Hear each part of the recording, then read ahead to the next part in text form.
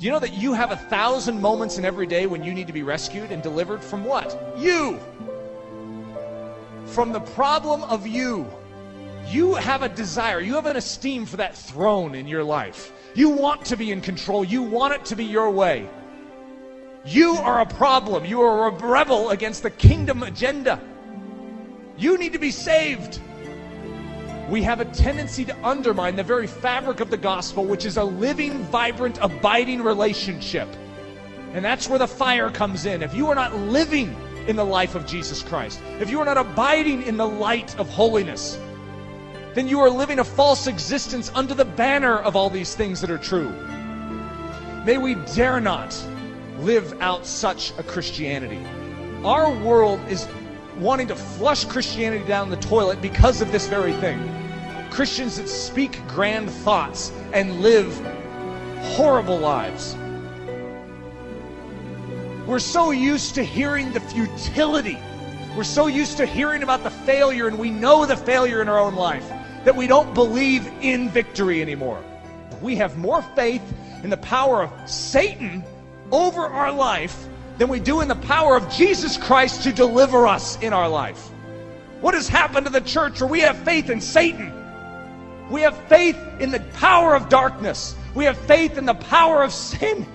What has happened to us when we've lost the faith in the power of God? How often do we do that in our life? It's like, well, my sin is special. My problem is special. Sure, God did this for that person over there. Oh, yes, He did this for me in the past, but that was different. God can do things like that, but this is different. I would need something bigger than God for this. Such is my lot in life, to allow this sin to control me because God can't deal with it. Woe is me. Selfishness at the core is to think that you have a special problem. A problem that God cannot deal with, that God didn't deal with at the cross. You do not have anything special that's been dealt out to you. You have sin. You have rebellion. You have selfishness. And God is an expert at dealing with it. He will deal with every vice in your existence. You simply must believe it. God wants to purge us of everything that stands against His agenda in our life, which is a life of faith. It's a life of absolute confidence. When He says it, when He promises it, we esteem it and we say He will perform it, and our life matches up and we take a step forward. I will stand in this exact point and say He will do it until I die. Why do I have such a confidence? Because He's done it in me. I'm not speaking about things that are just theoretical. The reason I speak with passion on this exact point is because I allow no shadow in my life. I detest shadow. We're in the midst of a war. Shadow is constantly trying to cover our life. We must not let it. That even as I speak tonight, you're saying, God, shine your light into the shadow. Please do not allow anything to remain. There's a part of you that rises up, and there's another part that says, whoa, be careful. If that shadow is exposed, if God gets into that, who knows what will happen to you? Why? Why would we hesitate? The God of the universe has literally laid out for us a banquet for the soul, to partake and to feast upon His very person, to know Him, the King of the universe, intimately, to discover the inheritance of heaven, all the power, all the grace, all the glory. It's there waiting to be had, and we hesitate. Why would we hesitate?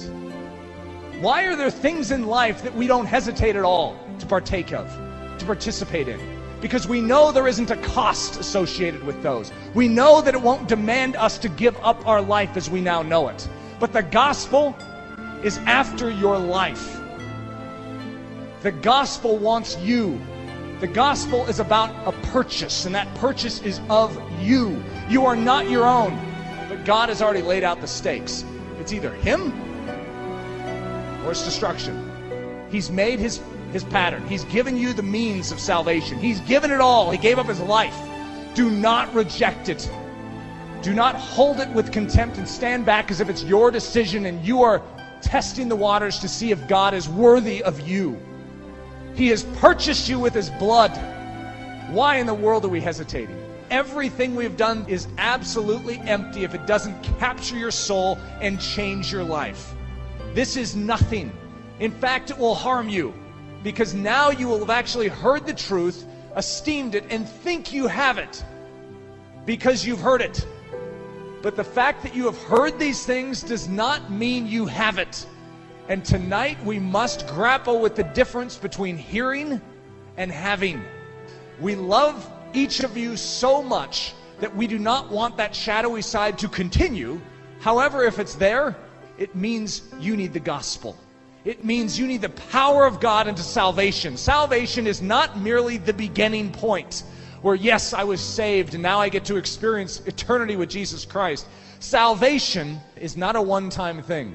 In fact, salvation is daily, moment by moment. It simply means to be rescued, to be delivered. The Spirit of God is willing. In other words, you're like, God, I'm willing, but I'm weak. And God's like, and I'm willing to help you. I'm willing. I have everything you need in your weakness to carry you into the full frontier, the endless frontier of my grace. Don't think this relies on you. I know how weak you are. Just call out to me. Ask for my assistance, and I will give you everything you need. As Oswald Chambers says, when obedience is in the ascendant, in other words, God has called you, and you know what it is. Simple obedience. He says, just obey, step out. He says he will tax the remotest star and the last grain of sand to assist you with all his almighty power.